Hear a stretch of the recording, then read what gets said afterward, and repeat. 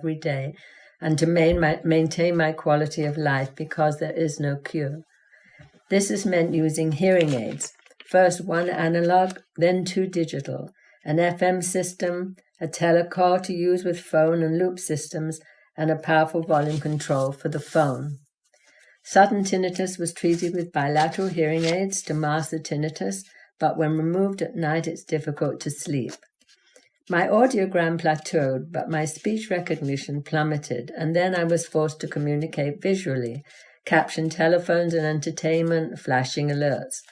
Hearing aids by now only work for me in quiet environments with no more than two people who enunciated clearly without accents and no reverberation in the room. The result was a severely reduced quality of life, leading to self-isolation, sadness, feeling alone and locked out of life, in spite of a very supportive husband and family. At this point, my speech recognition was 4%, and I sought a cochlear implant. The surgery was outpatient under general anesthesia, lasting about 2 hours. An internal component is placed in the cochlea that connects via a magnet to an external processor worn behind the ear. A side effect for me was a loss of taste that lasted several months. The incision behind my ear healed, and then I was activated. The sound was tinny, men's voices sounded like women's, but within 2 months, my brain identified sounds it hadn't heard for years. The processor was programmed daily, post-surgery, then weekly, then less frequently. Now I go once a year for a tune-up, and in between change the microphone covers to keep the sound crisp. I replace 2 675 batteries every other day. Over time, the implant returned me to the world around me. Birds, neighborhood dogs, microwave beeps, some music, and movies. My speech comprehension increased from 4% to 80%. Driving was less daunting, as with a cell phone, I could handle an emergency, hear passengers in the back, and the radio. I'm now 18 years post-implantation and have upgraded the external processor 4 times to benefit from advances in technology.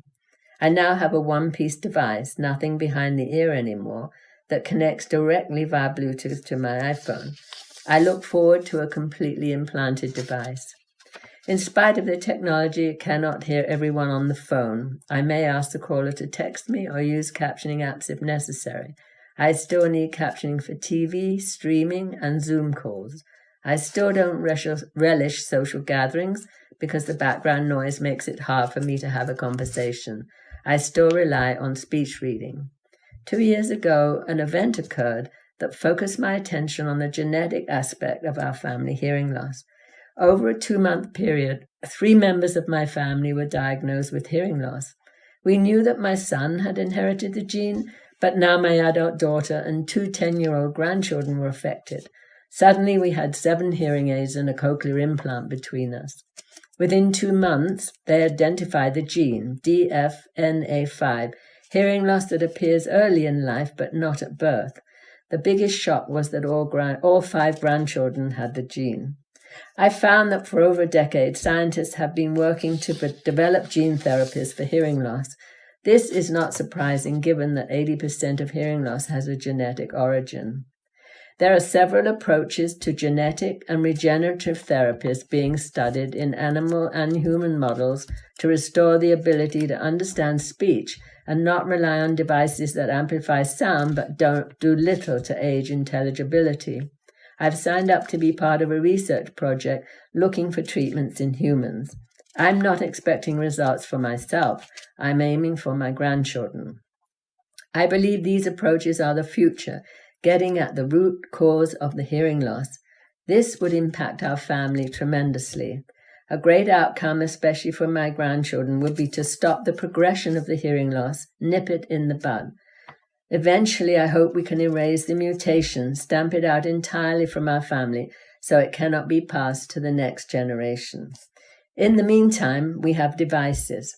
The holy grail of hearing device innovation is eliminating background noise and enabling intelligibility.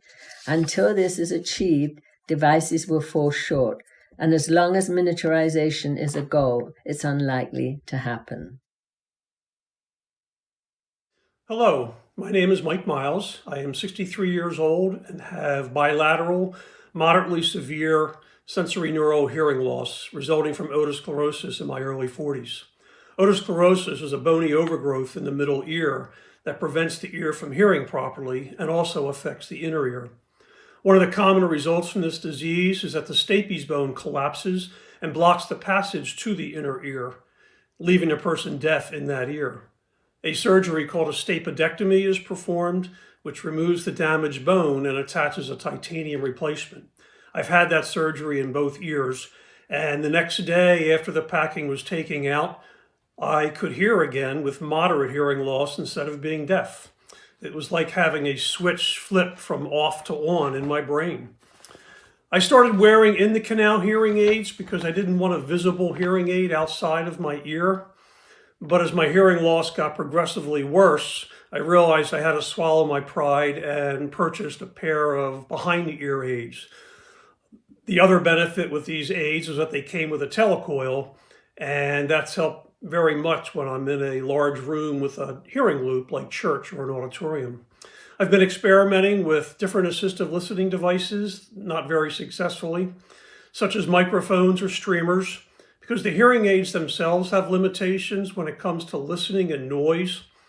I have just as much difficulty hearing in a restaurant as I do when I'm outside playing golf or playing tennis.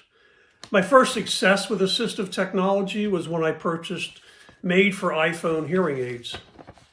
I've been avoiding answering my cell phone for many, many years because of the difficulty hearing people on the cell phone and the hearing aid, and also the feedback I would get from the hearing aid whenever the phone pressed up against the ear was very aggravating. Now I have the phone ring right in my hearing aid using Bluetooth.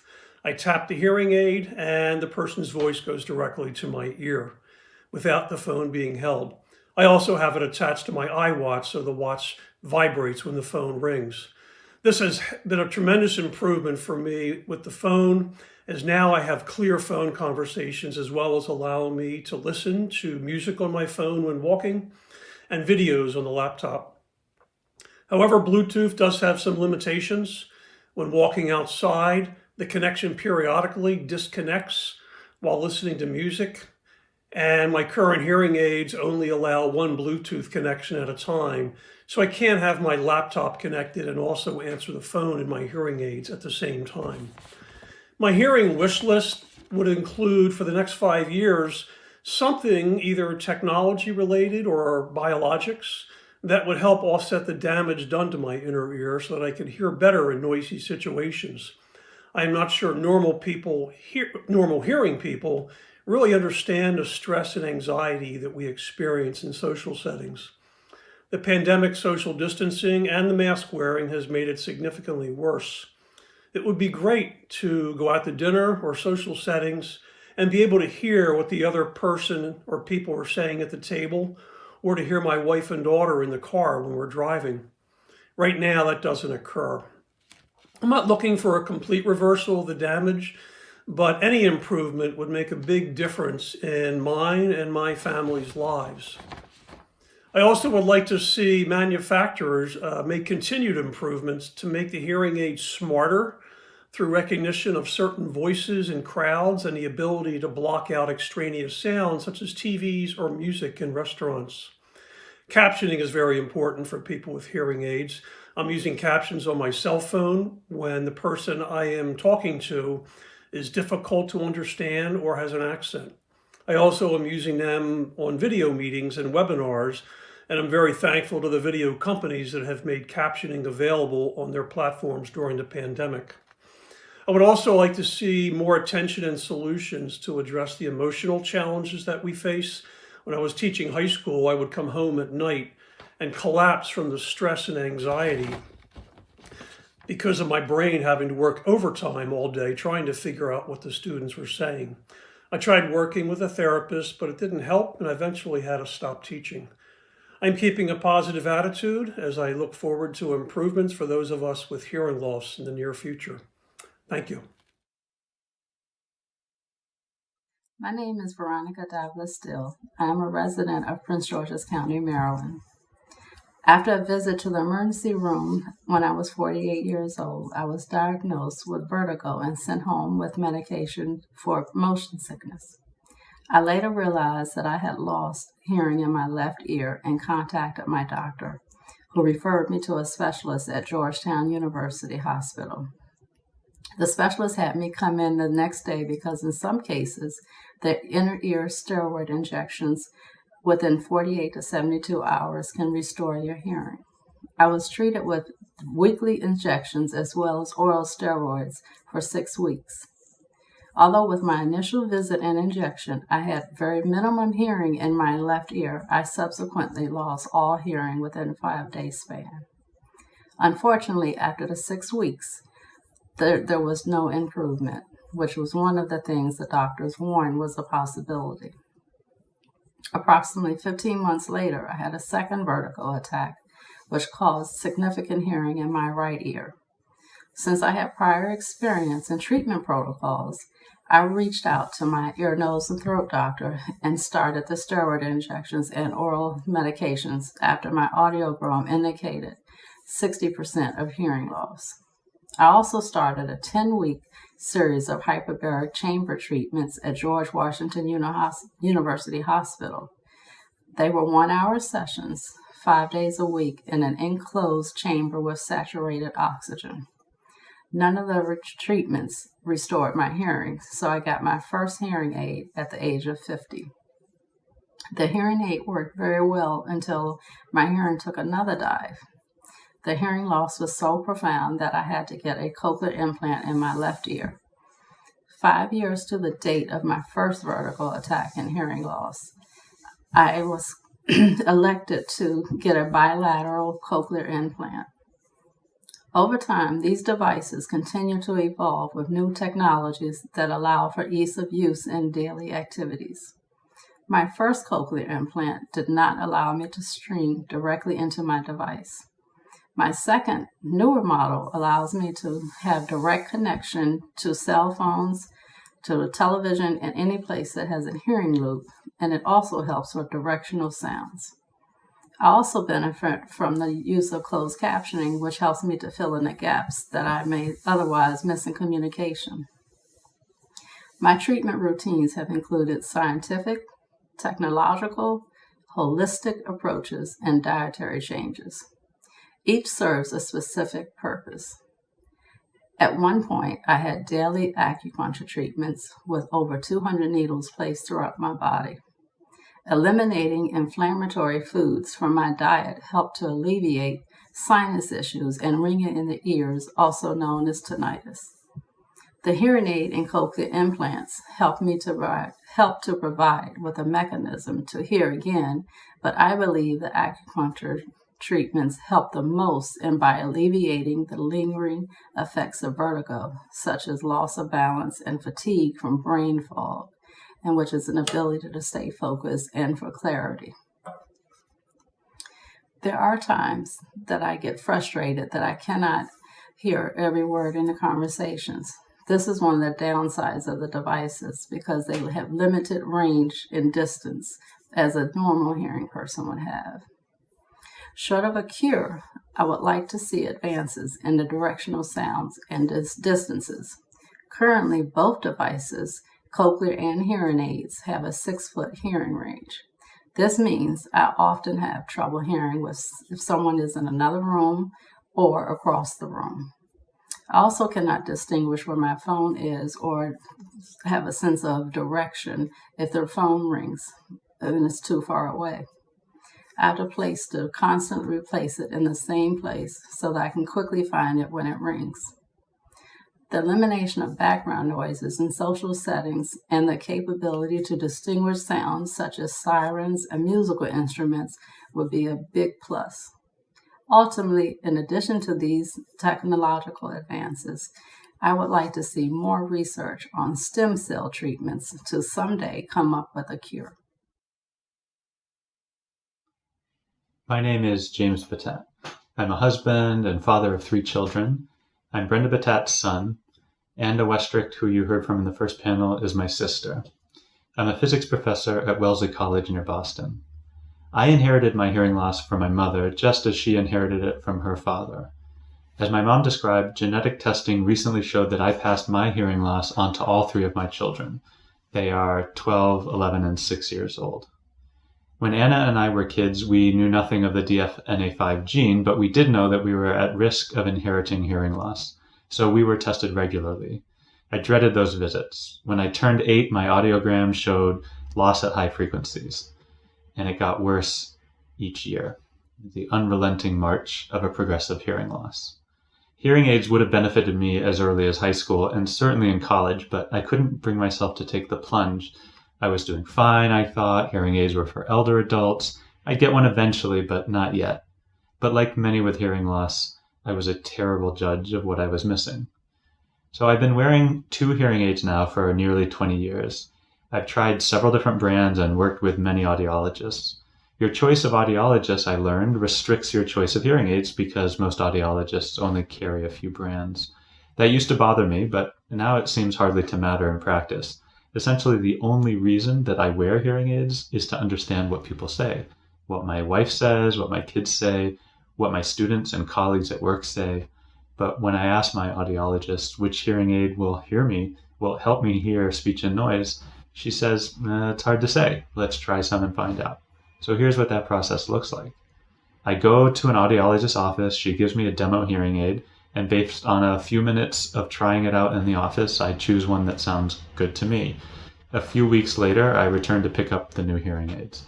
Because they can't be reprogrammed remotely, I must return to her office for every adjustment, some for the better and some not. At some point, I just give up and say, it's fine like this, not because it actually is fine, but because it becomes too hard to justify taking time off of work again for another adjustment and marginal improvement. But I wear these imperfect devices every waking moment. They work well as streaming devices. At work meetings, I can couple them to a loop or a remote microphone. My phone will stream calls and podcasts to my ears by Bluetooth. I take Zoom calls on the computer in the same way. But I struggle to understand regular speech. I can't hear my wife when she talks to me from another room. When I watch TV, I rely on closed captioning. When I'm driving, I can't understand what my kids say if they're sitting behind me. I know it's not safe, but I turn around to see them in hopes of hearing them better. On my bike, I rarely hear cars approaching from behind. In the classroom, more often than not, I must ask my students to repeat their questions. That gives me a little time to walk closer to them and have a better chance of hearing. Social interactions are exhausting for me. As my hearing degrades, the cost-benefit of those interactions shift, and I find myself opting out more and more, although it doesn't really feel like a choice. COVID provided a terrible relief for me. No more large gatherings, no need to balance my desire to interact with the stress and frustration of not being able to participate fully in the conversation. And teaching on Zoom means I have a much easier time of hearing my students. I know that my hearing will continue to degrade, which is hard to stomach because even now I know that I'm not living my best life. I can cope with this for myself, but I can't accept the same situation for my sons and daughter. My 2 sons, kindergarten and 6th grade, already show signs of loss. The other day, my 6-year-old said very matter-of-factly that he thinks he needs a hearing aid. I found it very hard to hold it together as I talked to him about it. On the one hand, it's a relief that he has the vocabulary and the openness to express it, but it's also devastating. He really has no idea of the challenges that lie ahead. My family needs better hearing solutions so that we can live our best lives. In the very short term, telehealth options for hearing aid adjustments would provide some logistical benefits, but even then, hearing aids do not help me hear speech and noise. We need better devices to improve speech intelligibility. Looking ahead, we need medical treatments to limit the extent of genetic hearing loss so my children's loss does not progress as far as my own has. I want them to participate fully in their social and professional lives in ways that my mother and I have not been able to. Most of all, we need medical treatments that, as my mother said, get at the root cause of genetic hearing loss by suppressing the effects of genes like DFNA5 or preventing them from being passed on in the first place. That way, my grandchildren won't even need to think about hearing or hearing loss. Thank you very much for listening today.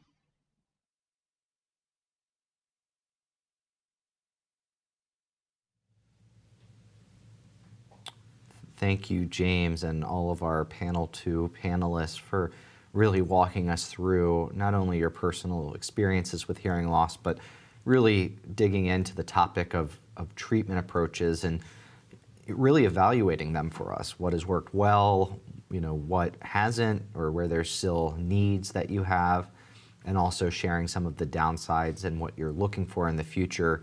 These are exactly the topics that we're going to explore here together as part of this next discussion. If you have thoughts, input, would like to share any of your experiences with treatment approaches, I want to at this time remind you that and invite you to dial in. That phone number, as a reminder, is 1-703-844-3231. Again, that's 1-703-844-3231. We really enjoyed hearing from so many of you this morning in our earlier session. We would love to continue to hear from you on these important topics that are going to help round out our discussion. But like in the earlier session, we want to get started with some polling questions to get us thinking about these issues. And so please go ahead and go back, pull your phone back out, pull up that browser or open that tab on your computer and go to pollev.com/HLAA. You can keep that open and work through all of the questions that we have for the remainder of the day. If you're just joining us, this is for our individuals living with hearing loss and their direct caregivers to please answer these questions. And this first one we're going to ask you about is to get a sense of our audience, what medications, medical treatments, or technology solutions you have used to help with your hearing loss. And here we want you to select all that apply. The options are A, a single hearing aid, B, bilateral hearing aids, C, cochlear implants, D, bone-anchored implants, E, steroids, F, speech therapy, G, counseling or behavioral therapy, H, antidepressants or anti-anxiety medications, I, other medications, or J, if you have not used any recently. We'll be expanding in our next question on other types of treatments. So here we're really focused on medications, medical treatments, and technology solutions. As a reminder for the polling results, we're seeing percentages of responses, and since individuals can select all that apply, we're seeing the percentage of total responses. So think of these bars as a ranking, and as it stands, we're seeing the most common treatment experience of those we have represented today being with bilateral hearing aids. After that, so far, it looks like we're seeing single hearing aids and cochlear implants is kind of the next two. Followed very closely, we're seeing some jumps here in counseling and behavioral therapy and antidepressants or anti-anxiety medications. But we are seeing some representation with use of each of these different types of medications and technologies, with only a small proportion reporting that they have not used any of these approaches. And James, that really tracks with the national data we have on hearing aid use and cochlear implant use. We know that 5% of people who could benefit from a cochlear implant have one, and the majority are hearing aid users. Mm-hmm. Great. Well, I want to thank everyone for answering this. We're going to expand this and go to our second question. And in this second polling question, you'll see we want to know that besides those medications and treatments, what else are you currently doing to help manage the symptoms of hearing loss? And again, we want you to select all that apply. There's a lot here. This includes A, increased exercise, B, modifications or accommodations in the home, C, healthy diet, D, assisted listening systems, E, captioned telephone, F, captioning on TV or internet, G, apps for listening or speech to text, H, alerting devices, I, stress management, J, acupuncture, K, dietary supplements, L, increased nonverbal communication, M, some other way that you're helping manage your symptoms of hearing loss that is not represented on this slide, or N, if you are not doing anything to help manage your symptoms. And again, please select all that apply.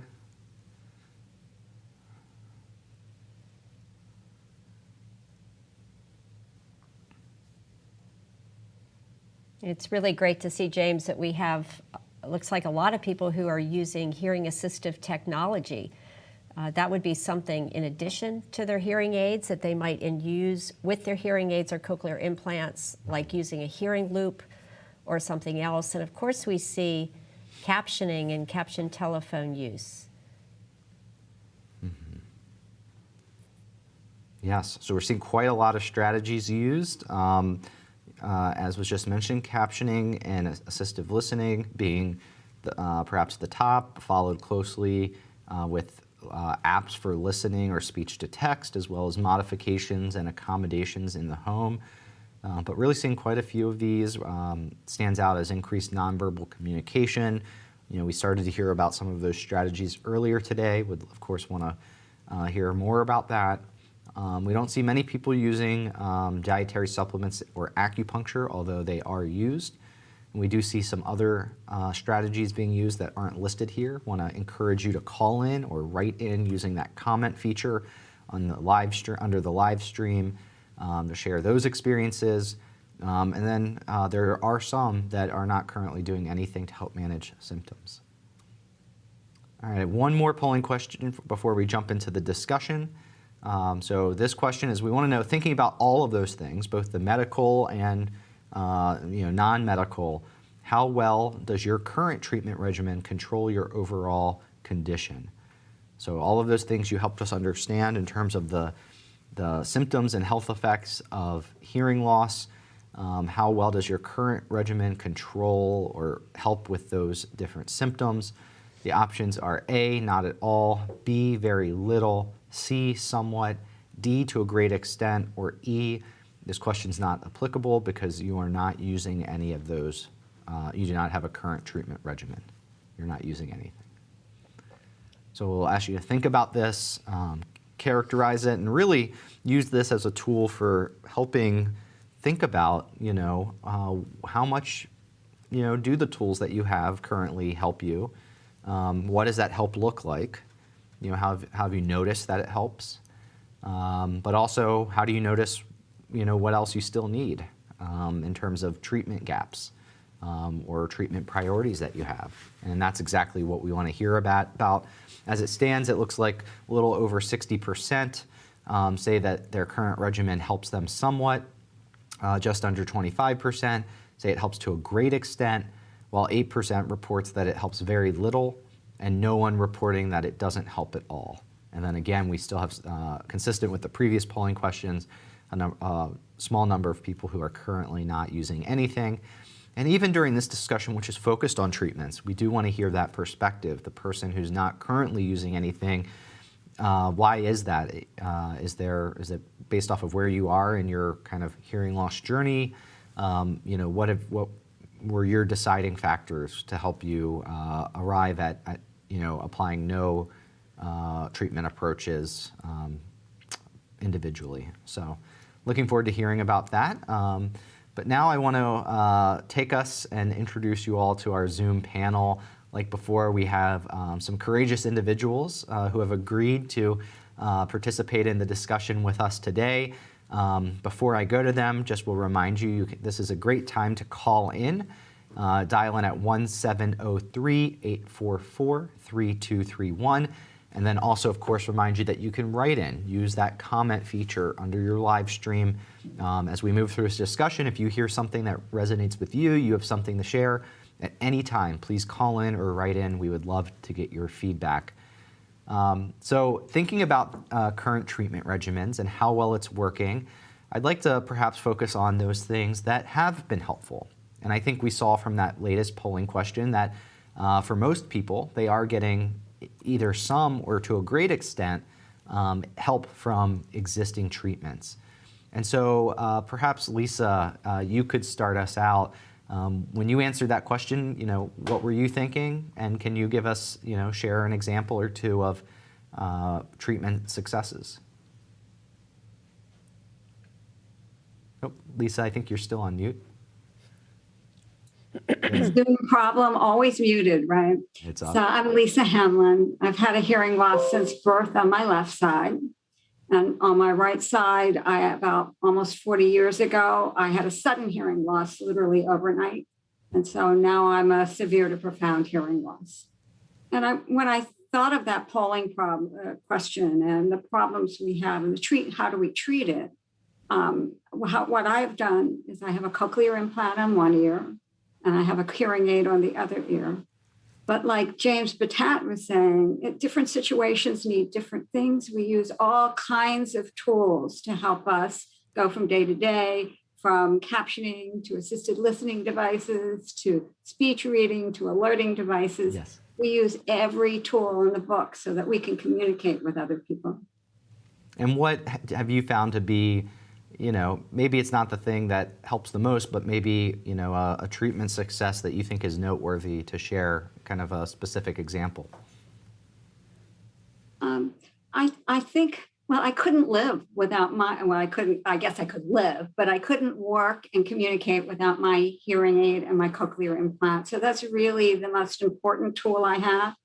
They're fabulous and I really love them, but they can't do everything. So we'll use the assisted listening devices, using the loop in a meeting room. That's really a hearing loop in a meeting room was really a big help. So my cochlear implant needs assistance just like I do. My hearing aids do.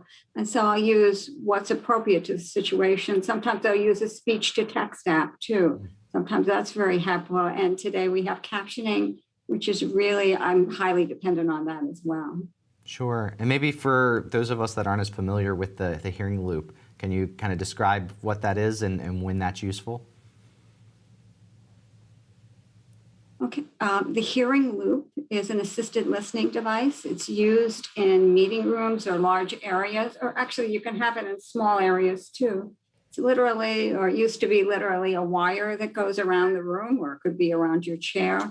And then it's linked to a microphone where somebody speaks into, and then it sends a signal to your hearing aid and now cochlear implants too, as long as you have a telecoil in those devices. So that will allow somebody to use a system. You can walk into a meeting room, just switch over to your telecoil, and you can hear in that situation. They're a huge help. And as I say, some people use them in their living room to hear the TV. If they're not using Bluetooth or some other way to connect with those. Absolutely. Thank you so much, Lisa. I want to turn to Russ on this, thinking about this same topic of, what have you noticed to be most helpful? Would love to hear your thoughts. Thank you. My name is Russ. I've had a hearing loss for about 25 years or so. Its etiology is questionable.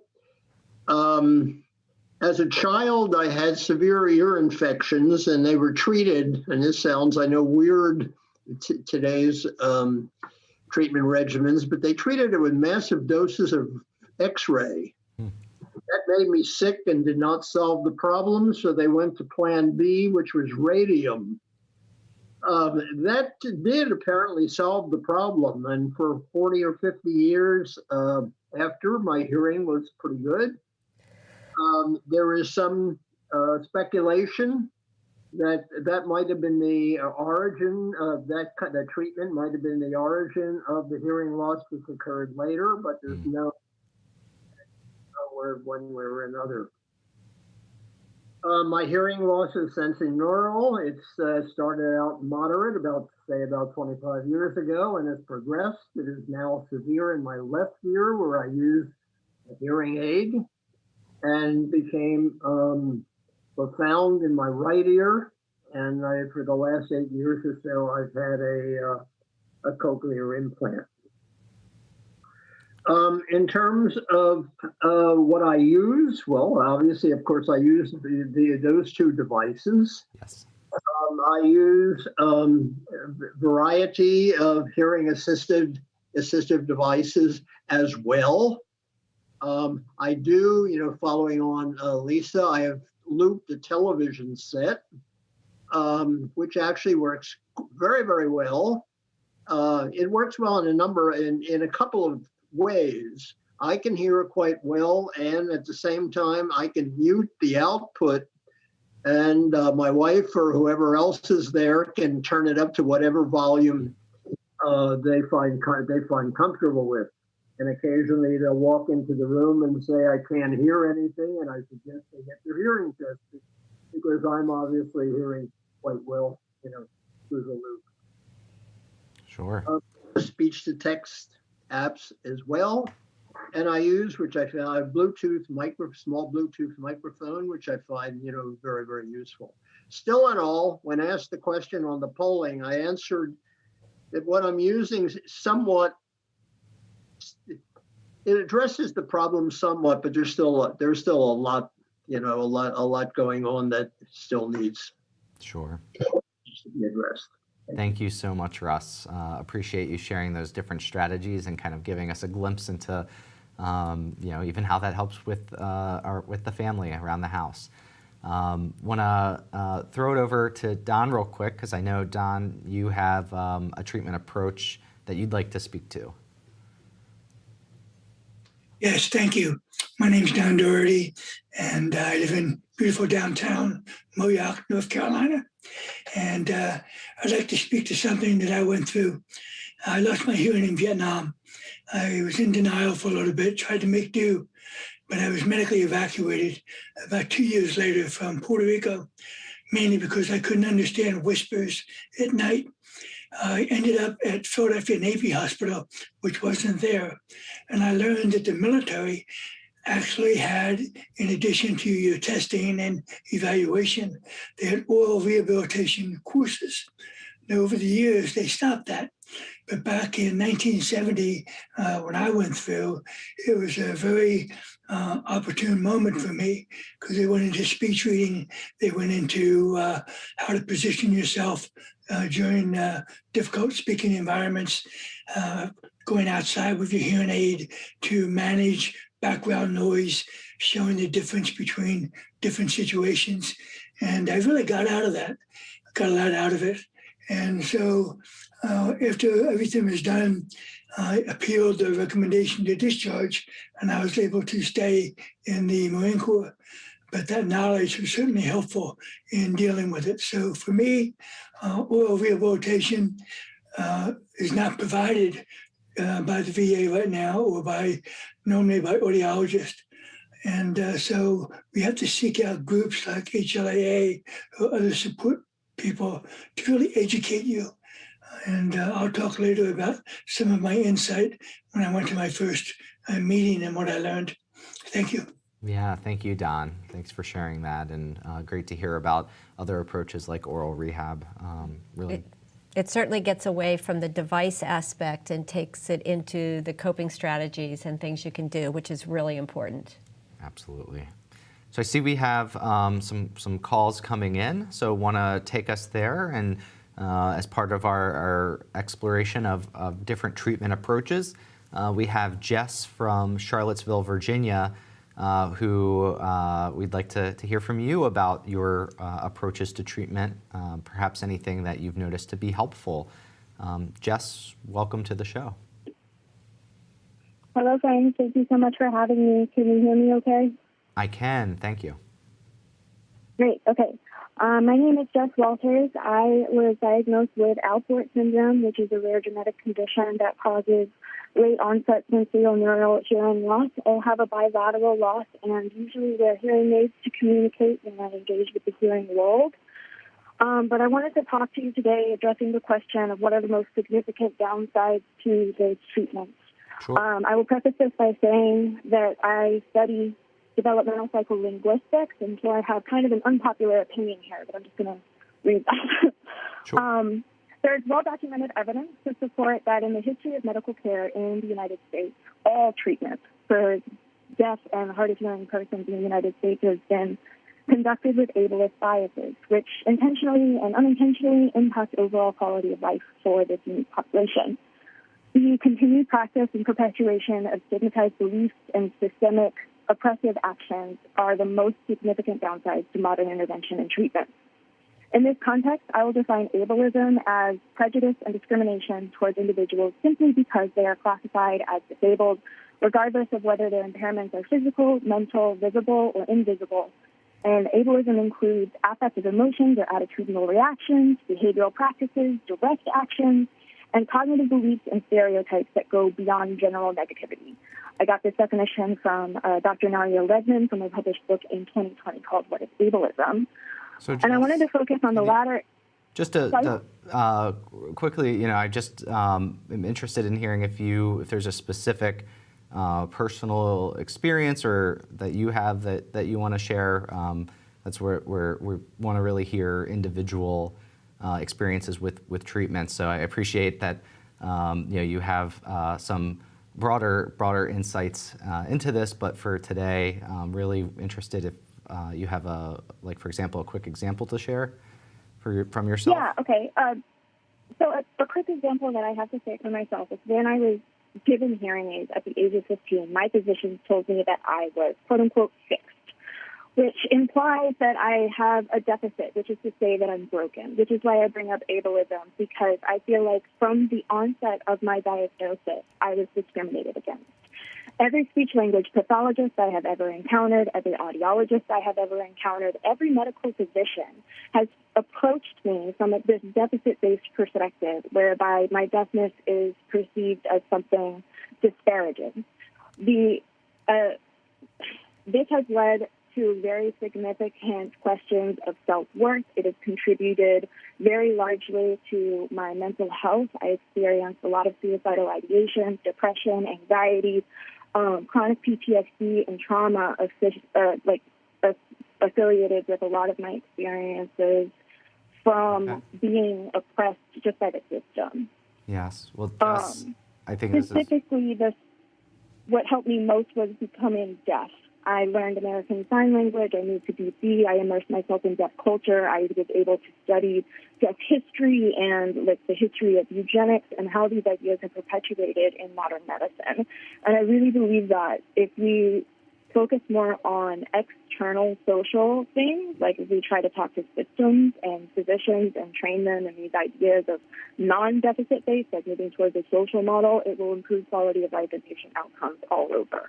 Thank you so much, Jess. I appreciate you sharing this, and I think we really are glad to have a variety of perspectives shared today, and so I'm glad that you voiced this one for us. I know that there's a range of different experiences, and with treatments, we've heard both good and bad, but do want to acknowledge that your experience, Jess, and thank you for sharing that.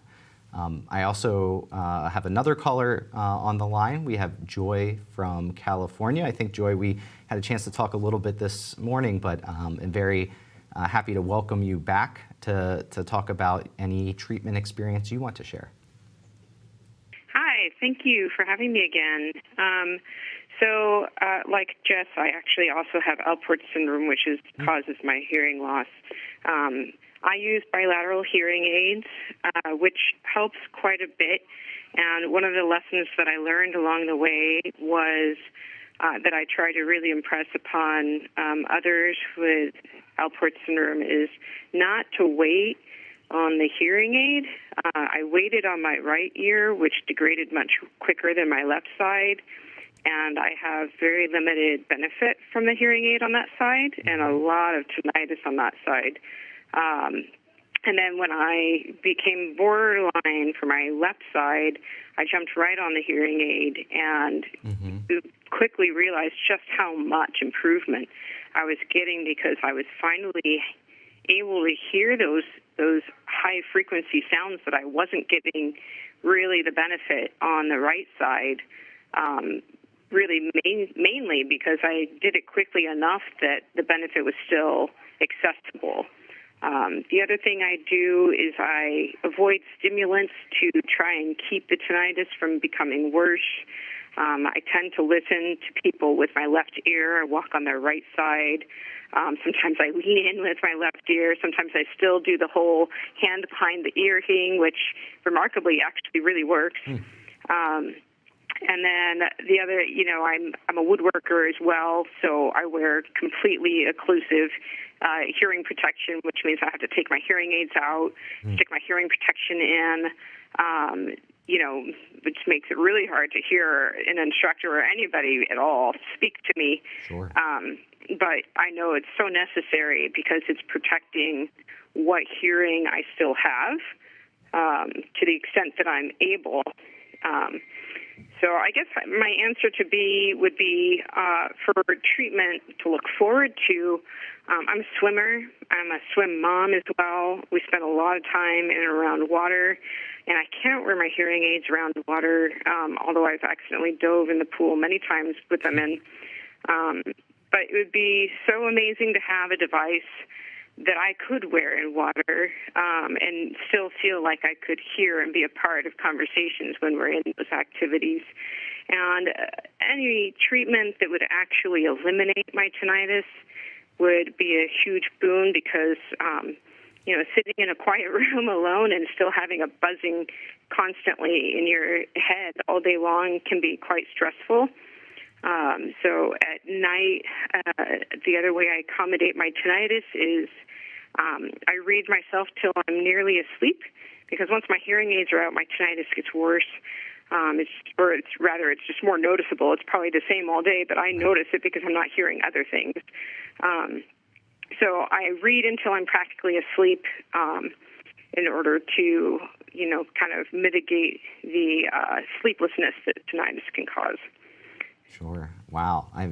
You hit a lot there, Joy, but it was all extremely helpful.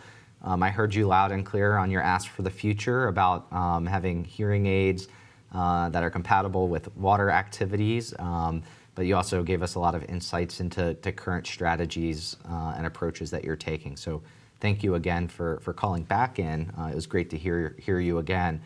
I want to broaden the discussion. I've been focusing us on things that have, we've noticed that have been successful or helped in living with hearing loss. But we, of course, have already been hearing and want to keep hearing about also either things that haven't helped as much or perhaps they come with a downside. And so to get us thinking about this, we have a polling question. So please pull your phones back out or go to that browser tab, go to pollev.com/HLAA. And we're going to go to a polling question here, polling 4, if we can go to that.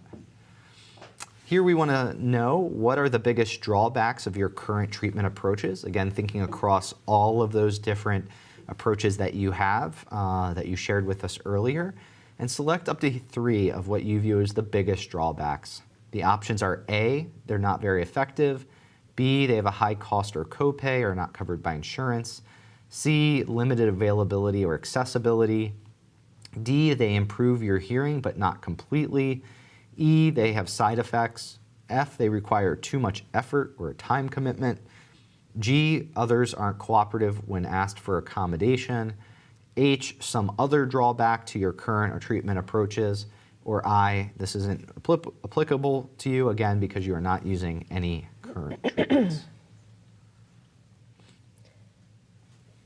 James, I think this tracks with the other polling questions. Is the devices do help. They certainly help quality of life, but not completely to the extent that people would really hope for. Sure. And while we're having people answer this, Barbara, any comments that we've been seeing coming in on the web, things, I know we're kind of transitioning, things that have helped. Yes, we do. I've had a few here on successes. We have Genevieve from Mashpee, Massachusetts. She said, both my husband and I have hearing loss, mine more significant. I have a cochlear implant on one side and he wears a bilateral hearing aids. The words missed in our conversation often lead to total misunderstanding. But I like this next part. She says, so far, no divorce. 55 years of marriage keeps us together. So I would consider that a success, right? They have worked it out. We have Arlene from Hackensack, New Jersey, and she says, as a CI user, she goes, I know my strengths and communication strategies, and that impacts my choices on activities, socially and community involvement. She says it's always problem solving. But this one was interesting from Robert from Finland on the devices. He said, when I had hearing aids, I bought the programming equipment and programmed them myself. He said that was the best money I ever spent. That was the first we've heard of Yes. that kind of comment. Absolutely. Well, thank you for those of you who have chimed in on that. I see that we have comments coming in on all of those discussion questions I showed earlier, so I want to keep encouraging you. If you want to submit those comments, use that comment feature under the live stream. So back to our polling question here. I wanted to give you some time to think about this. It looks like the top choices are that for the biggest drawbacks of current approaches are that they don't improve your hearing completely, and the high cost or copay not covered by insurance. Others aren't cooperative when asked for accommodation, that getting to some of the kind of non-medical approaches to managing. And then finally, I would say maybe as 4 here, limited availability or accessibility to current approaches. So we definitely want to hear about those downsides of treatments and how they're not effective in the ways that you need them to be as we expand into this next discussion. And we'll remind you that you can call in at any time. The phone number is 1-703-844-3231. But first, let's go back to our Zoom participants here. And perhaps let's start with Alyssa. Alyssa, when you were thinking about either treatments that haven't been as useful in terms of being effective or had some kind of downside attributed to them, what came to your mind? Thanks, James. My name is Alyssa. I experienced sudden single-sided hearing loss about 7 years ago. So I spent most of my life with what we'd consider normal hearing. Initially, the treatment options that were offered, traditionally a hearing aid. For example, I had severe to profound loss, so I did not qualify for a hearing aid. There are 2 additional options. There is a cross hearing aid device for people with single-sided loss, and also a BAHA or bone anchored device that was offered to me. Unfortunately, with my loss, it was replaced with tinnitus, and those 2 devices don't alleviate the symptoms of tinnitus. So I felt that my only option moving forward was a cochlear implant, which I did pursue, and I now currently have a single-sided implant. And so you described the need to get the cochlear implant because of the tinnitus, and that's resolved with the cochlear implant? The tinnitus is masked when I'm wearing my external processor. Okay. So it is not, when I do remove it in the evening to change the batteries, that sort of thing, I do notice that it does reappear. But as the previous callers have mentioned, there are coping mechanisms for tinnitus, which I'm happy to touch on as well. Sure, and just to understand that benefit of, as you described it, masking the tinnitus, what does that mean for you in your life when it's masked? It means everything, to be honest. As many can attest to, the tinnitus is at times crippling, isolating, frustrating. So as I said, the pursuit of the implant, I felt was my only option. And without it, as Lisa said, she couldn't live without it. Not quite sure where I'd be without it. Sure. Any specific, you mentioned that it was isolating to have it. Is there an example of something you've been able to do now with as a result of having the tinnitus reduced or masked? Yeah, absolutely. I'm much more comfortable attending social gatherings, having the implant now. And I do, when I don't have my processor on, I have found a white noise application on my phone that I've been able to match with the specific tone of tinnitus that I experience. So I'd recommend, there's different types of noise that I've learned, and white noise and brown noise and pink noise, and you can identify the certain sound that closely resembles it, and by playing it in the background, I am able to even that out for myself. So my normal hearing, my normal side will normalize that sound for me. Sure. And in what settings is that helpful? I would guess, perhaps at home, but any other settings that kind of management strategy is helpful with the white noise? I would say, at times at work, I have played it when it's been quiet. Even though it is relieved with my implant, if there is no sound around me for the processor to take in, I can feel that it's returning, trying to find sound for me. So at work, I have put it on at a low volume. But otherwise, mostly out of the house, I usually have my processor on. And so I don't need those coping techniques. Sure. Well, thank you so much for exploring that and letting me probe a little bit there to better understand. I want to invite Gloria into the conversation on the same topic of thinking through any experiences where treatment has not been helpful, or it's has some downside that you'd like to share with us. Hello, I'm Gloria from Alexandria, Virginia, and my hearing loss came as a result of chemotherapy about 5 years ago. I was a little reluctant to get the hearing aids that they said I needed, but I realized that I did need them. My hearing loss is more on the left side, more profound on the left side than on the right. Mm-hmm. But I do know that the hearing aids that when I wear them, they do help. They don't do everything, but they do help me. My husband often tells me to put them on because I don't usually wear them at home. When I go out, I put them on. But the downside is that they do help. They don't do everything. In personal conversations, I notice that I have to lean into the person in order to understand or hear what they're saying. Mm-hmm. If a person turns their back to me and talks, I can't hear it, and I have to ask them to please turn around.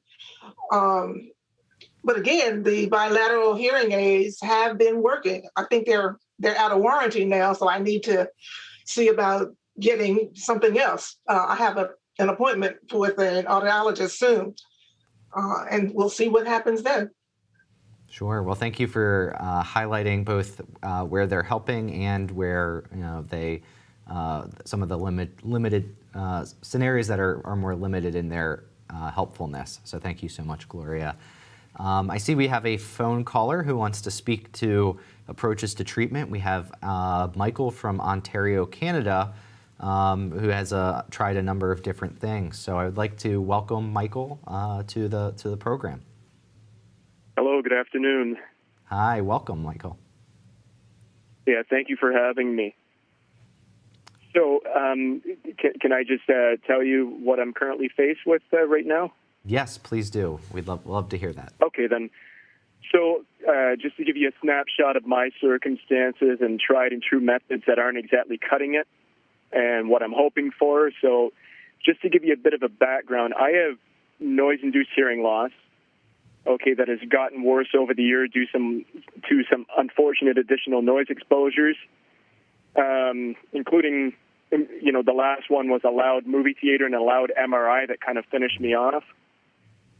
So what I'm faced with right now is moderate to severe high-frequency hearing loss, borderline moderate severe high-frequency hearing loss. My audiogram looks like a ski slope. And accompanying that noise-induced hearing loss, I've got moderate, borderline severe tinnitus that was, the last time it was matched, because at my hearing test, they'll try and match my tinnitus tone, and they'll try and raise it to a volume where I can actually, where it actually mingles with my tinnitus. And so my tinnitus, based on that matching, my tinnitus is currently about 65, 70 decibels loud. Mm-hmm. So that's how loud my tinnitus is. I can hear it over a lot of things, including mild neighborhood city traffic. Accompanying my tinnitus, I've also got hyperacusis. And for the listeners who don't know what hyperacusis is, it's a decreased sound tolerance. Something gets thrown out of whack when your auditory nervous system gets damaged enough, and all of a sudden, I get earaches from sounds and noises that other people might be able to handle. Like if a dump truck drives by me and I'm walking on the sidewalk, I might be looking at painful earaches for the next day or two from that. I can't go to concerts anymore. I can't go to movie theaters anymore, even with earplugs, because the average concert or movie theater is over 100 decibels these days. And even the best, earplugs, I've got custom earplugs, and they only offer a certain degree of protection when you're in a 100 decibel environment. So I've had to give up things that I used to enjoy, like concerts and movie theaters. Another thing I'm suffering from, which is a consequence of having the hyperacusis, is something called tonic tensor tympani syndrome. And for the listeners who don't know what the tensor tympani muscle is, it's the muscle that contracts and kind of contracts the eardrum to protect your auditory system from loud sounds. And when you have something like hyperacusis, this involuntary reflex mechanism starts going off with the tensor tympani muscle, where I have days where, like I said, if I'm exposed to a loud sound, like just from going around, it could be like a security beeper in a grocery store, something like that. I can, within a day or so, my tensor tympani muscles have tightened up. I get kind of like pressurization problems in my inner ear, where it feels like I'm descending in an airplane, and I'm getting that pressure and that popping sound in my ears, and it doesn't quite subside. So just a whole slew of things, all stemming from that hearing damage. I consider the tinnitus, the hyperacusis, and the tensor tympani syndrome, they all stem from a common denominator, which is the damage to my auditory system. So the methods I've tried to address all these things, it's pretty complex, because the problem is if I just had the hearing loss to contend with, hearing aids would be great. But even though I have hearing aids that are sitting on my desk, I can't wear them because of my hyperacusis, because with hyperacusis, you're already sensitive to loud sounds. So the last thing somebody wants to do with hyperacusis is go around with hearing aids, because if a loud sound goes off, it's going to be amplified even more by those hearing aids. So I'm kind of stuck, dealing with my hearing loss on my own without the use of hearing aids because of my hyperacusis. I tried, and for the hyperacusis, if I go into a loud public area, even a loud crowded restaurant, I wear my custom earplugs so that I don't pay for sitting in a crowded restaurant, by getting earaches, 2 days later. So that's how I contend with that. The, the other thing problem that I'm running into is just a sense of isolation that comes from having to deal with all that. I tried tinnitus retraining therapy, which I'm sure other listeners have tried. The thing is to a degree, it does help. But when you've got tinnitus that's 65, 70 decibels loud, it comes to a point where you literally have to kind of learn to kind of get beyond it with your own willpower, because those maskers only work so much depending on how loud your tinnitus is. That's what I found. And I just want to let the listeners know what I found helped me the most when my tinnitus was milder was broadband pink noise. Studies have shown that the broadband pink noise tends to work best in terms of habituating to one's tinnitus, depending on how severe it is.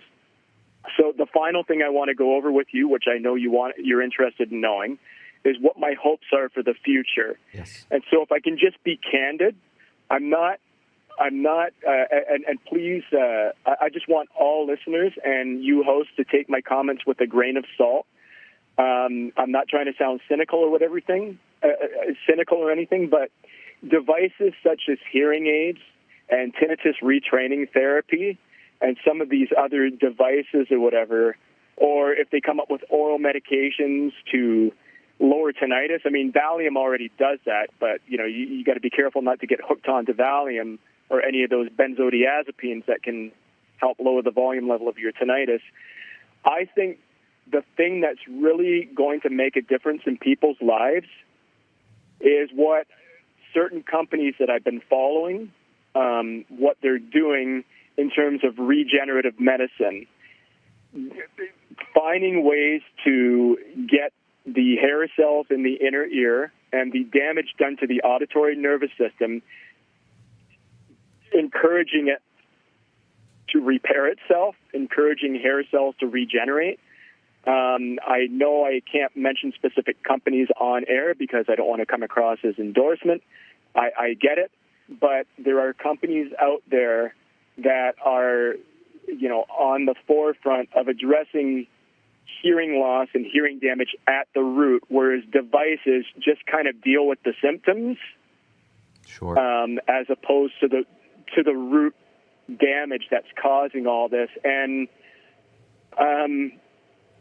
the thing is I was already told by my ENT specialist, who I see at Sunnybrook Hospital in Toronto, major research institution, if my hearing damage or my hearing loss were to get any worse, and I was a candidate for cochlear implants 10 years down the road, if I want to hold off for this anything regenerative, I would have to hold off from a cochlear implant, because once your cochlear tissue is damaged by an implant, they can remove the cochlear implant, but the chances of that tissue being a sponge or being susceptible to anything regenerative that is trying to interact with that tissue, scarred tissue is going to hinder that. So I'm holding out for the regenerative stuff that they're working on right now, and receiving a lot of funding for,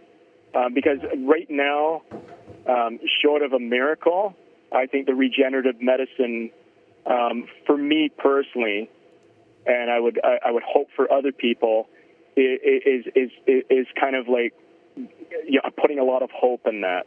Yeah, thank you, Michael. I think you really, in describing your kind of constellation of symptoms and health effects, really helped us understand why it is you're seeking something that's kind of, disease modifying at its core. I think based off of your individual experience, it makes a lot of sense, why that's, your treatment goal for the future.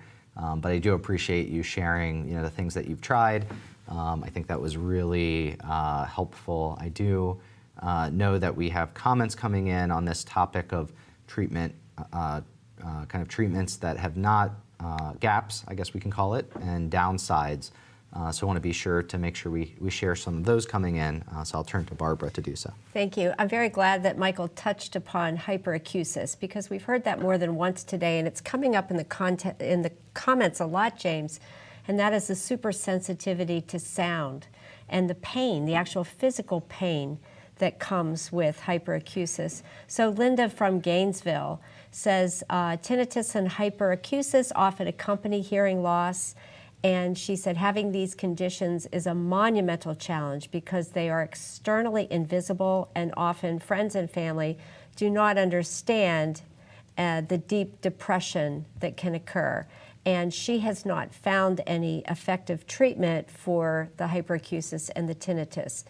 We also have somebody who tried an anonymous comment is this person said, I have tried psychological help and sound therapy, although these treatments have been of limited use. Sure. Well, thank you so much, and please continue sending in those comments and calling in. We've really been enjoying the comments we've been hearing so far. I want to take one more caller before we head into our final question for you about future treatments. But I see we have Linda from Wisconsin who has a few different treatment experiences herself to share. So Linda, I would like to welcome you to the program. Thank you. I appreciate the opportunity to be here.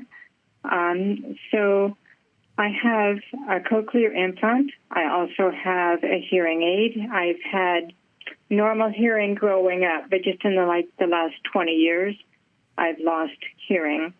So I've tried about everything that is available to try, but I've also learned sign language because captioning, I have a reading disability, so captioning is not helpful to me.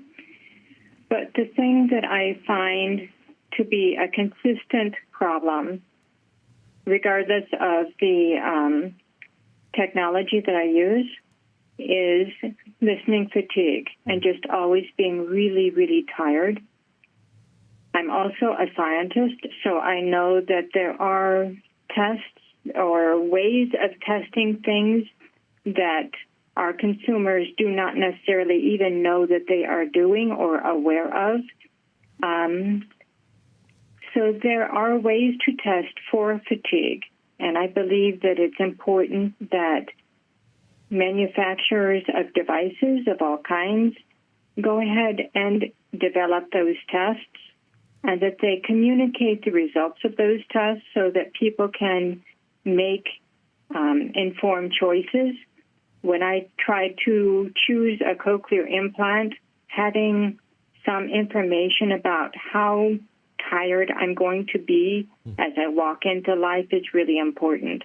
That fatigue affects my work, it affects my relationship, it affects basically everything I do in my life.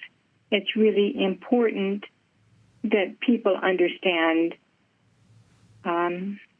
what they're buying before they buy it. Linda, thank you. This is a really insightful comment, Linda, and so I want to follow up with you for a second if I can.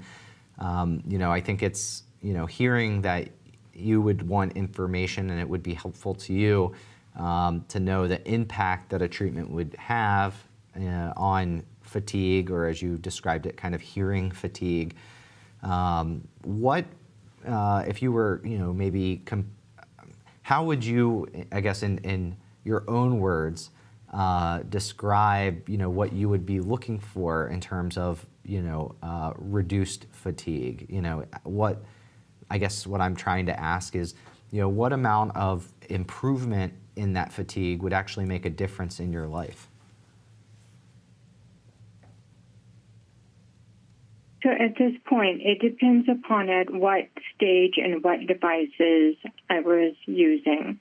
So as the hearing aid declined in effectiveness, the fatigue increased. Mm-hmm. And so there were really times when I had a limit on the number of hours I could listen in a day. Mm-hmm. And I had to be very careful about the environment I was in.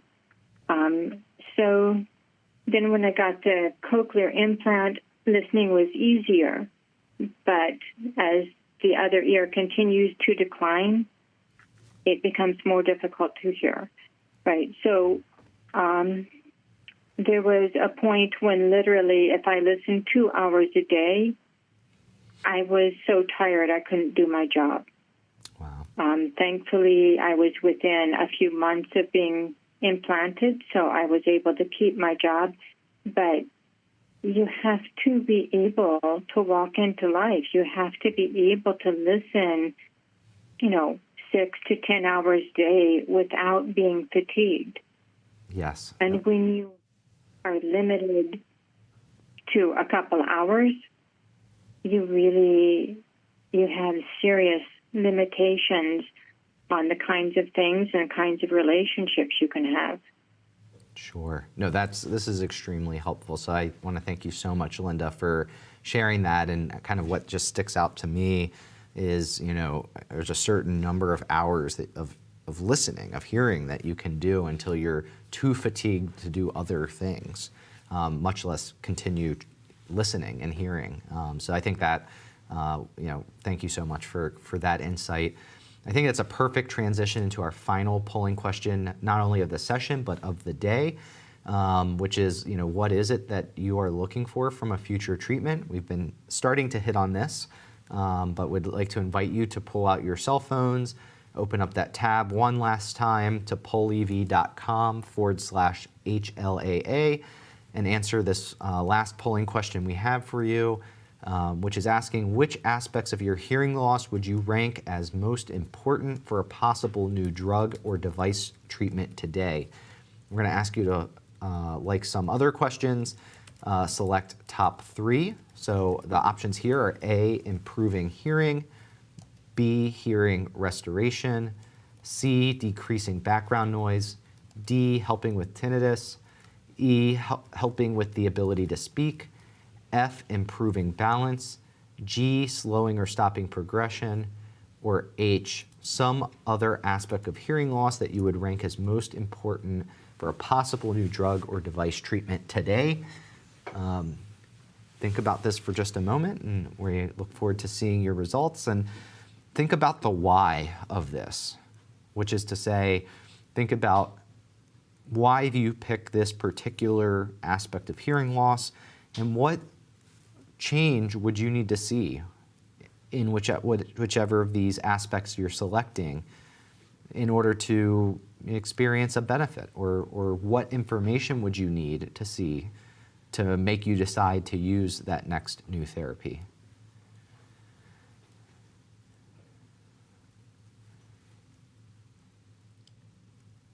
James, I think this polling, on one hand, it's no surprise whatsoever, but on the other hand, it really pinpoints what's important to people, and it is surprising. We have the majority here wanting complete hearing restoration, where other people are just looking for improvements. And of course, tinnitus remains important. Yes, and the ever-present decreasing of background noise, which Yes. we've heard so much about today. Yes. And then we hear others talking about, not even asking for as a top 3 thing, some kind of improvement, but just the slowing or stopping of progression. We know, of course, like everything we've talked about today, these are so personal and individualized in what people are looking for and what they've experienced, what they've tried, how it's helped, how it hasn't. And like all of those other topics, when we're talking about future treatments, similarly, it's very personal, depends on, where you are in your hearing loss journey, and just even your own personal preferences. So that's what we really want to hear about now as we kind of go to the final part of our discussion, which is now to focus on what it is you want to see from future treatments. So with that, I'd like to invite you one last time to call in to help share what it is you're looking for from future treatments. One last time, that phone number is 1-703-844-3231. And again, you can also write in with comments at this point. There's that same comment feature that's been available under the live stream today. But I would like to get us started with our Zoom panel. I have Russ and Don who want to share some of their perspectives. So why don't we start with you, Russ? Thank you. Future treatments. A few years ago, I was asked by an organization, I can't frankly even remember which, to prepare a video. And what they were asking me is, talk about 3 problems associated with your hearing loss that are most serious. And I said, well, that was easy. The 3 problems are basically noise, and noise. And defining noise here pretty broadly to talk both about, unwanted environmental noise as well as speech that you really don't want to hear because it interferes with what you do want to hear. With that in mind, one area that strikes me for future development, that to me is important, is better directional microphones. Most, good top of the line hearing aids have options, to decrease unwanted noise, usually focus, on what's in front of you and suppress what's on the sides and the back. They work to some degree, but frankly, not terribly well. I think some work on that would be terrific, because I notice that I, as well as many, many other people today, have complained about noise. That's one area. The second area that I think I would love to see some work on is captions, and particularly its latency. For people like me who can hear, and actually I prefer to hear rather than to use captions, I can process, if I can hear sound, I can process it much quicker and much better than I can the written word. But the problem is, with latency, I hear things and I look at the captions, and what I'm seeing in the captions is not what I'm hearing. And focusing on two things simultaneously is for me anyway, is a huge problem. The third area I'd love to see some improvement on is music. Hearing aids and cochlear implants, have been made specifically and with malice aforethought, to focus on speech. And that, makes perfect sense to me. But loss of music is a huge problem for a lot of people. That's a big part of, of being human. But, done on that to make that better. Thank you. Thank you, Russ. I mean, that was such a clear articulation of some very specific as well as broader needs. We got it, it's sound. So thank you for that. Would want to take it over to Don. What are you looking for when it comes to a future treatment? Thank you. Today, I think I would like to see a little bit more research in the many devices and the many apps that are out there. I've been involved with hearing loss for over 50 years, and invariably I'll go to a convention, or I'll go to a store, and I'll pick something up, get it home, try to put it together, and it doesn't work. $200, $300 out the window.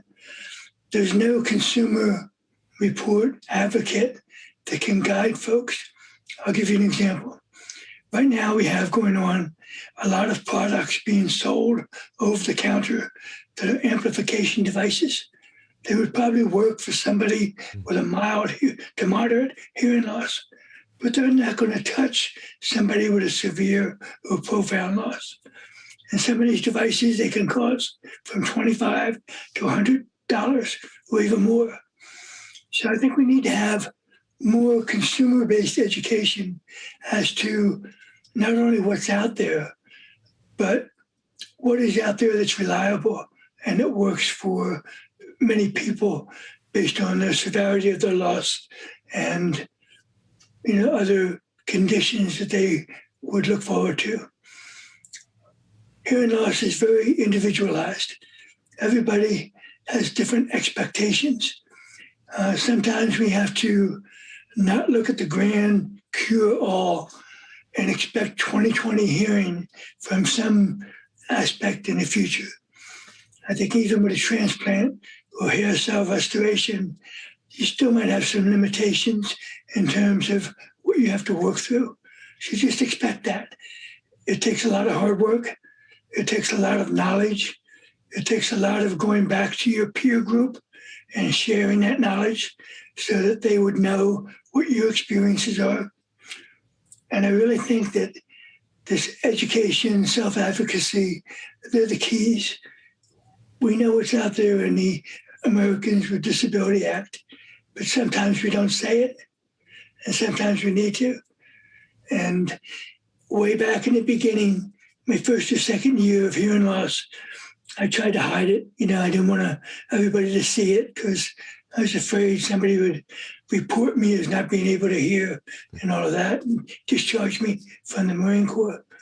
But as I grew more knowledgeable about this whole process and more realistic, I recognize that there's a lot I can do, even without a lot of technology, that's going to help myself by my placement, by my choices, by my self-advocacy, and by my continuing to learn about this thing we call hearing loss. Thank you. Thank you, Don.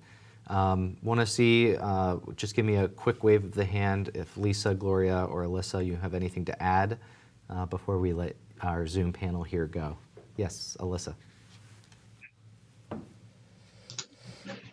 I would agree completely with Don and his mention of education.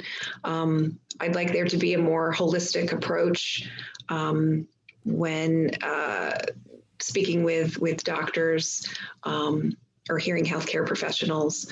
In my own experience, there weren't many options, which is fine, but you're sort of left to your own devices at that point. And recommendations, education, therapies do have a very positive result. I did receive cognitive behavioral therapy for myself, anti-anxiety medications for a brief period. There are other ways to approach it from different angles. So thank you. Sure. Thank you, Alyssa. And Lisa, I saw you raise your hand as well.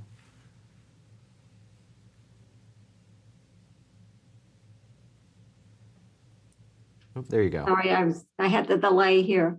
But just quickly, when I looked at that poll and I saw all the people looking at hearing restoration, I said, yes, I'm in, because here's the thing. When I had my hearing loss, immediately, the first thing I wanted was a speech-to-text app.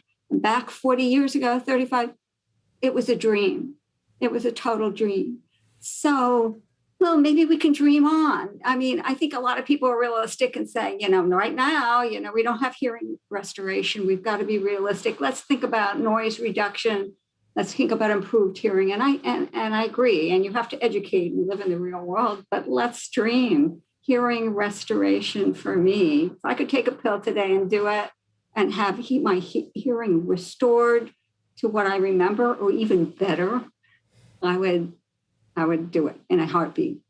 So I think that's why you're seeing that great big, people are saying, yes, that's what I'd love, and we'll dream. And maybe it won't happen real soon, but whenever it happens, I think you'll have a bunch of people ready to do it.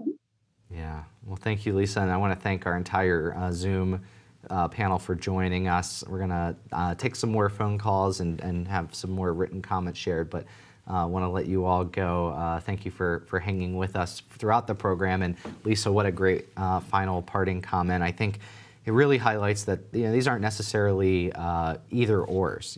They can be ands. We can want both near term and long term, or smaller, more iterative change, as well as that shooting for the stars change, like speech to text was many years ago. So I want to thank you all for your contributions. And now I see we have a couple of phone callers in the queue, so I want to definitely go to the phones and hear about what it is that our audience is interested in future treatments. Let's start with Ali from San Diego. Again, I think this is one of our morning callers, so glad to have you back to help weigh in on this important topic. So welcome back to the program. Hi, James. Thank you. Previous caller, Michael, pretty much almost had the identical, response that I was having, or the drug restoration, basically, with his tinnitus. Same with me. I have severe tinnitus and this hyperacusis, which I'm now learning about because this is all new to me. I'm realizing that is a major issue for me as well. And even just having some degree of hearing restoration in my left ear. Again, I have profound hearing loss in my left ear. Mm-hmm. My right ear is normal hearing. from a mumps virus. So just having, a drug restoration, I thought about some of the other, I have hearing aids now that really don't work very well, bringing one sound from my left ear into my right ear doesn't really help. There's Baha, bone anchored hearing aids, or some cochlear implants that I'm just not ready to get because I feel like that's not actually, getting to the fundamental issue or fundamental cause of my hearing loss, which I feel like, medical drugs, that they're developing now that will actually restore those hair cells, even if it's just a little bit to where I may still have to wear a hearing aid, but I feel like that will have a multiplier effect in that it could reduce the tinnitus, it could improve my balance, and some vertigo symptoms. And I'm really following those aspects for me. So I really hope those progress, and I'll be able hopefully to be part of the study, which I'm not yet. Because of my complete hearing loss, so I'm very hopeful with those in the future. Yes, well, thank you, Ali. That's I think you were very articulate in explaining how this type of hearing restoration might be able to help even with your other not the direct hearing loss, but some of those other accompanying symptoms as well. So really appreciate that, and shout out to anyone who volunteers or is interested in volunteering in clinical trials. We couldn't advance any new treatments if it wasn't for those of you who are willing to test out and try those investigational treatment approaches. So since we heard you mention that, Ali, I will give a shout out to all of you in the audience who participate in clinical research. I see we have Sheila from Ohio who also wants to share some of her preferences for future treatments. So I would like to welcome Sheila to the program. Well, thank you. My biggest concern right now is my hearing loss continues to get worse. I have nerve damage due to measles when I was in first grade, and I'm now almost 70. And each year my hearing gets worse, and I would like to find out if there's some way to keep my hearing from getting worse, or even restore a little bit of it. It's frustrating. And especially this last year with the wearing of masks during COVID, because I lip read as well as wear hearing aids. Yes. But the hearing aid doesn't help because I do primarily hear by lip reading. I just don't want my hearing to get worse. Yes. No, I guess that's all I have to add. No, and that's important. I saw, you're not alone, Sheila. I saw a number of people pick that in that polling question of slowing and stopping progression. So thank you for voicing that. Could you tell us a little bit about your progression? You mentioned that your hearing is getting worse, just to maybe so we understand a little bit about where you are right now.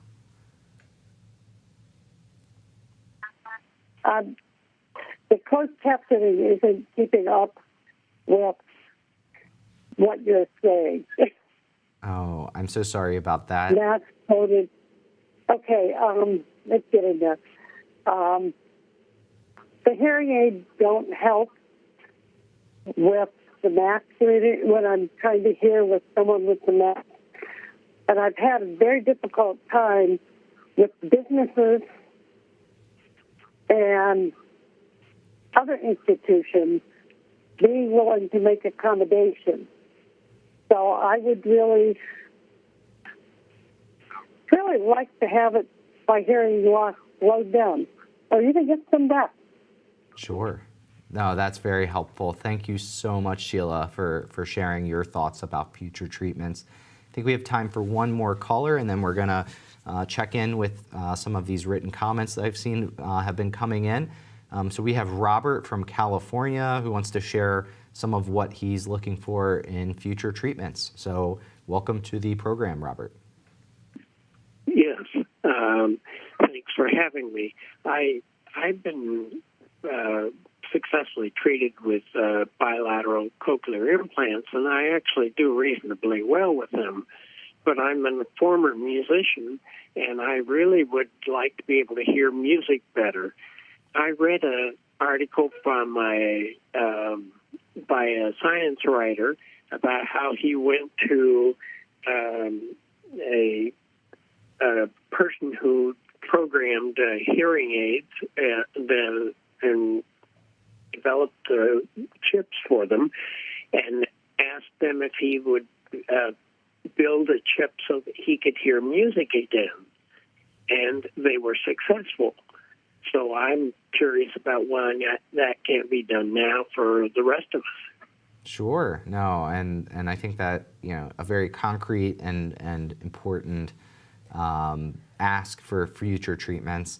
Maybe, Robert, you can just tell us a little bit in terms of what degree of music you can hear now, if any, and how I guess how much improvement do you need in order to hear music, if that makes sense. Okay. The range of music is from like 50 gigahertz to 10,000 or more, and the speech range is much more narrow. Mm-hmm. So I'd like to be able to hear.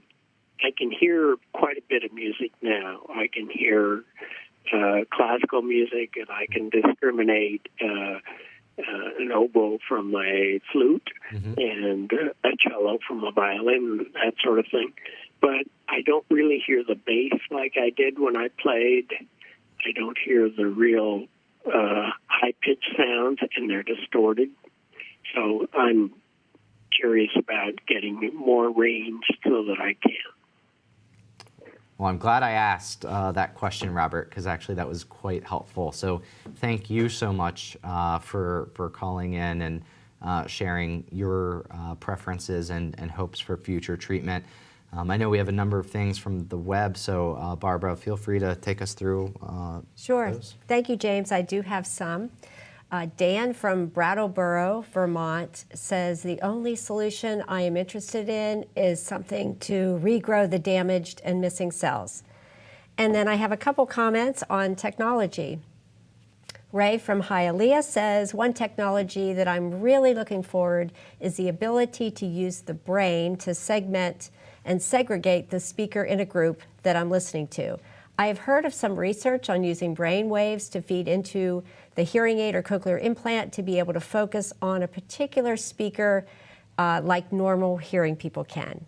And then Lisa from San Diego says, a hearing device that allows for hearing in the water would be amazing. So we have some on the restoration aspect mm-hmm. toward the future, and then we have some who want some device improvement. And I think you made a great point that it might not be either or. Right. It could be a combination.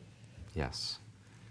And I think that's, kind of the perfect recap before the official summary, of this session, which is really focused on, helping us identify where the current treatments are helping, where there's some gaps, some unmet medical needs that exist, and, seeing the range of things that this community is looking for from future treatments, the wide range of, helping expand the range of what can be heard using devices so we can hear music or, better interact with our children, to being able to, have hearing regeneration that, maybe can actually help with some of those other symptoms that are associated with hearing loss. So at this point, we are concluding the part of our agenda where we've getting your input. I know there's so much we could continue to cover. We could probably do this for days,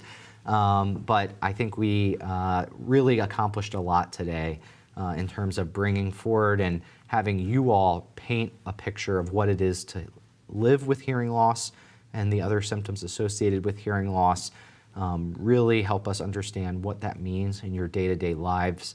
And then in the afternoon session, really then expand on, build on that and help us understand the landscape of current treatments and what it is you're looking for from the future. You know, as your meeting moderator, I have to say you all have done a tremendous job, not only for our colleagues at the Food and Drug Administration, but also those that are doing research in this space, developing products in this space, and even those that are providing care to really, fill in an area that was maybe we have some information to understand, but I don't think anyone fully appreciated what it is to live with hearing loss until they heard from you today. And I know it's not easy to, talk about the negative aspects. We always want to focus on what's helped, what's worked, how we persevere. And this is definitely a community that perseveres. I heard that loud and clear. But I also know that what I heard from you is that you do have needs. You have needs for yourselves, for your parents, for your spouses, for your children, maybe who haven't even started experiencing hearing loss yet. And so for that, I just want to, give you a heartfelt thank you for digging deep and sharing those personal stories. We could not have had the impact that today will have without each of you being brave and doing that. So without further ado, I now get to turn it over to our speaker who's going to provide summary remarks. It's an impossible task to try to summarize this entire day, but I know he's the best person to try to do this. It's my friend and colleague, Larry Bauer. Larry has been involved in research and product development for a long time. He was in clinical research at NIH for 17 years. He then went to FDA, where he co-founded the Rare Diseases Program within the Center for Drug Evaluation and Research, where he worked for 10 years.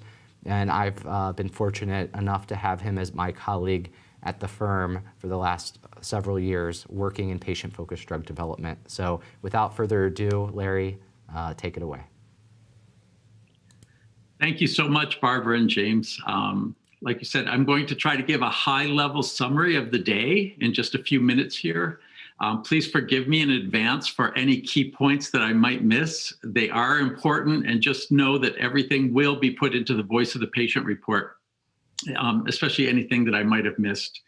So our day today started with an opening by Barbara Kelly, who's the Executive Director of the Hearing Loss Association of America. This was followed by a presentation from Dr. Gavin Imperato. He's from the FDA Office of Tissues and Advanced Therapies.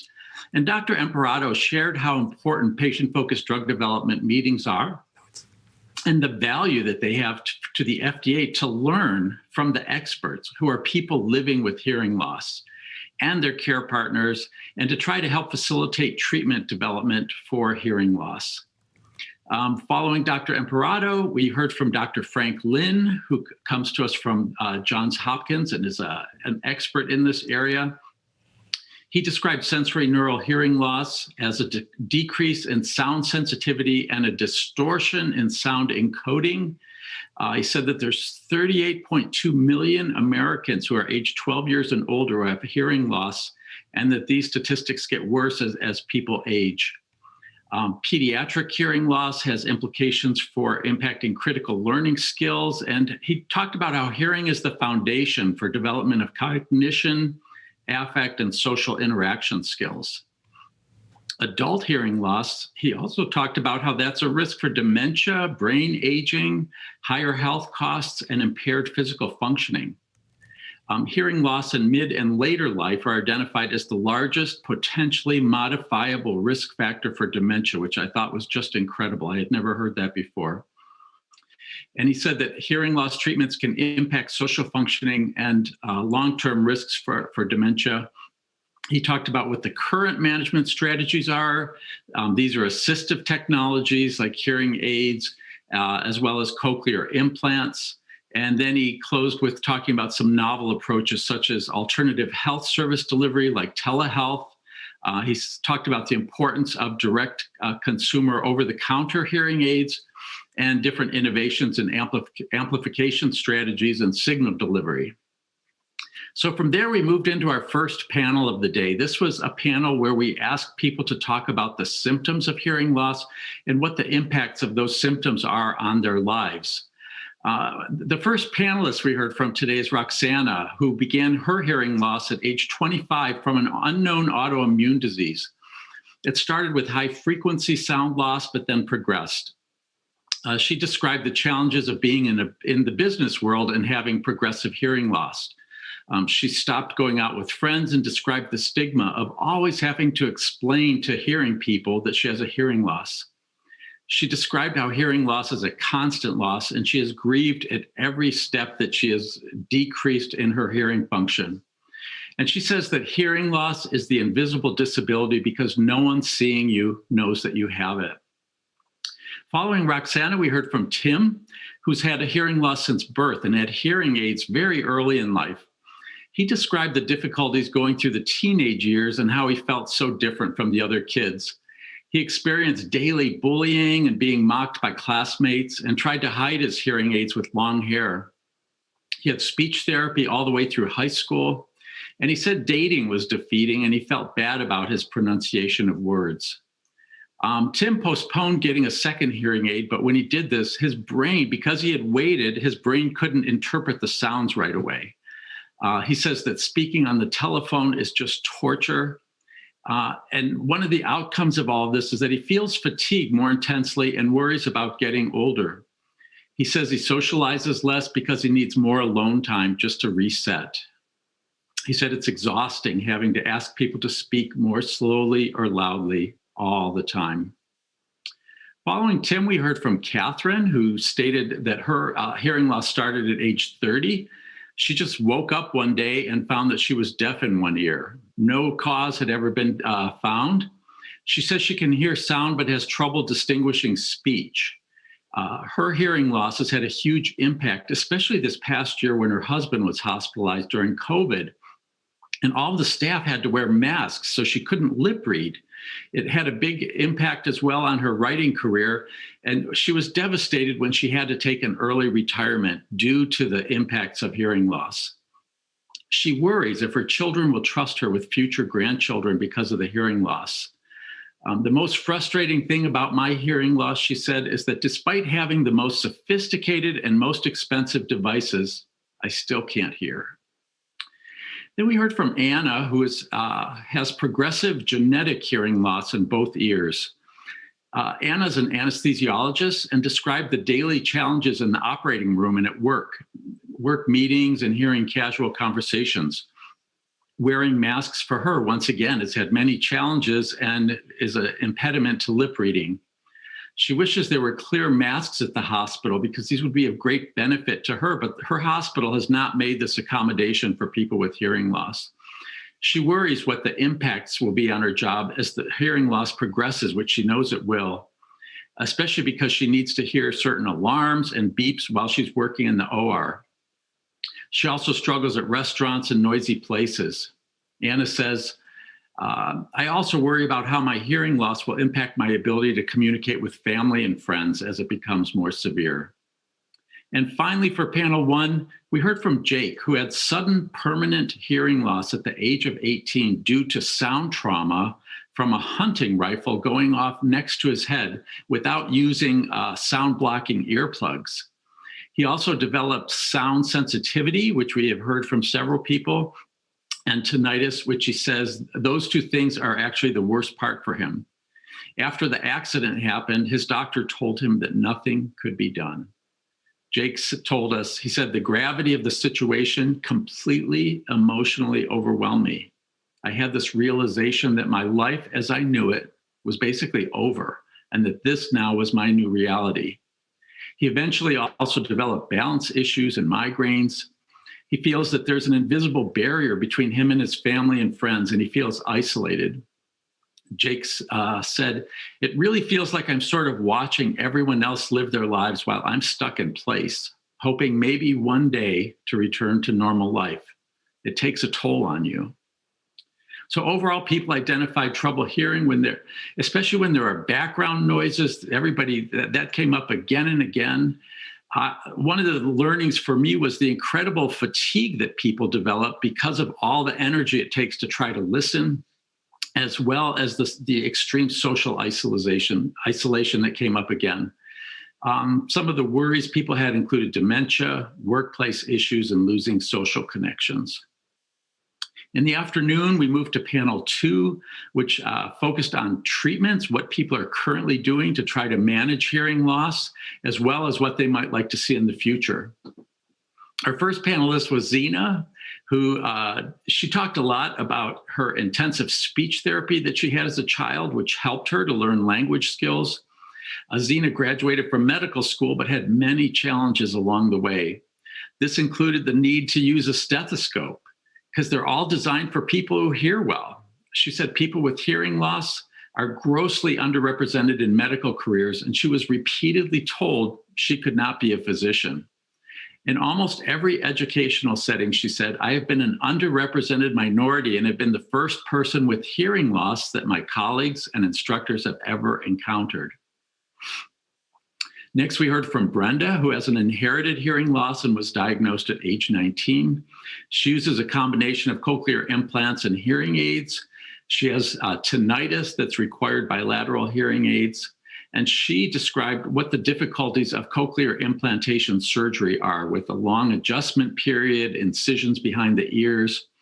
She would like to eventually see a completely implanted device.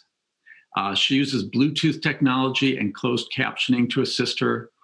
She has many affected family members, including all 5 of her grandchildren. And she would like to see progress made in the development of a gene therapy to help these her youngsters.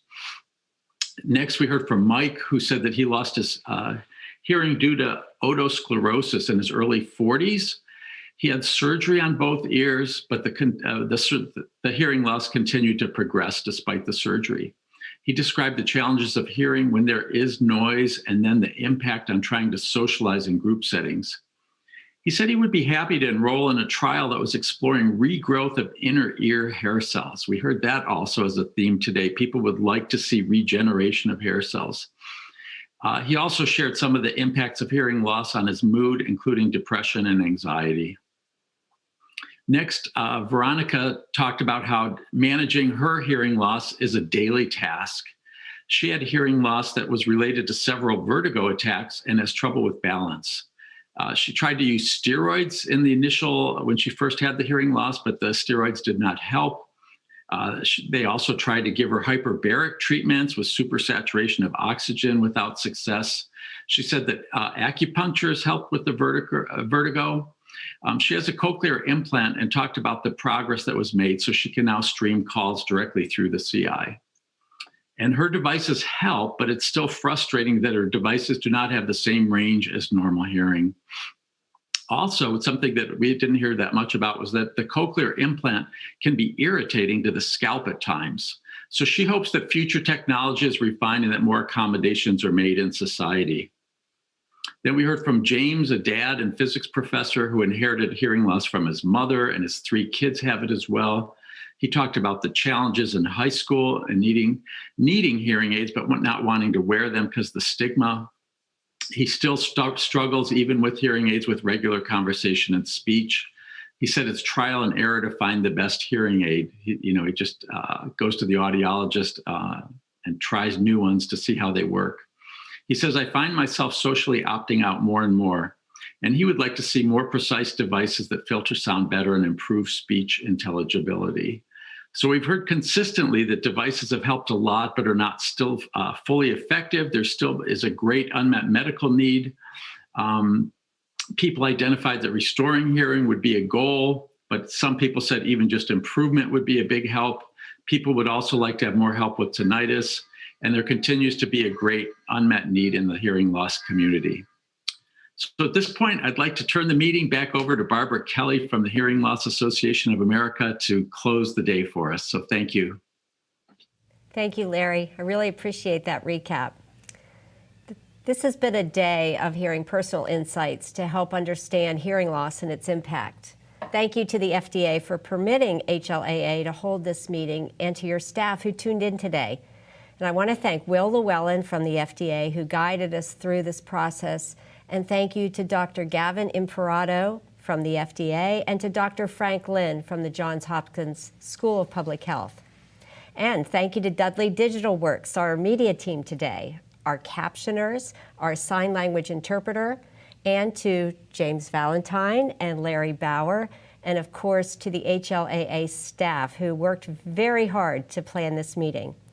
And thank you to all our supporters and our partner organizations from around the world. But perhaps the biggest appreciation goes to you, people with hearing loss and those concerned about hearing health who shared your experiences, especially our panelists and discussion starters, and also to those of you who called in or wrote in, giving your insights and your comments. This meeting could not achieve its goals if it weren't for you. We'll compile all the information in a Voice of the Patient report, which will be available on the HLA website along with a recording of today's meeting and a transcript of the full meeting. The web link to submit comments for the report is open for another 30 days, so please consider submitting additional comments, which will be added to the Voice of the Patient report. The video and the report, along with a list of supporters and partner organizations, is publicly available to anyone once it's published, and it will be posted on our website at hearingloss.org. There will also be a link from the FDA website. Thank you to everyone for joining. You've helped document what it's like to live with hearing loss. We all hope for solutions to hearing loss and for better hearing health. This meeting today and what everyone contributed is a step to that future. The impact of this meeting will be felt for years to come. And one final word. If you think you have a hearing loss, get your hearing checked and take action. Do something about it. Hearing health is critical to living a healthy, vital life. And thank you, James, and for everyone who attended today.